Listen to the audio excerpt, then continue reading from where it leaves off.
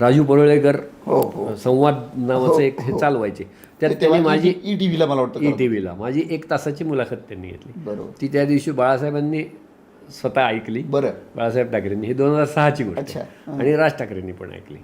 दोघांचाही म्हणजे बाळासाहेबांच्याकडनं आणि राज ठाकरे दोघांकडून मला निरोप आले की मुलाखत चांगली झाली म्हणून. आणि राज ठाकरेंनी मला भेटीला बोलवलं होतं. त्यानंतर मला लगेच जाणं शक्य नव्हतं. हे जानेवारीत घडलं. मला लगेच जाणं शक्य नव्हतं. तर म्हणजे मी गणिताचे वर्ग चालवतो, तर माझे वर्ग सोडून मी बाहेर कुठे जात नाही. तर मी त्यांना सांगितलं होतं की पुण्यात आले तर मी तर भेटीनच, पण मुंबईला येऊन भेटायचं असेल तर माझे गणिताचे वर्ग मी 7 दिवस घ्यायचो. मी सुट्टी देत नव्हतो आठवड्याची.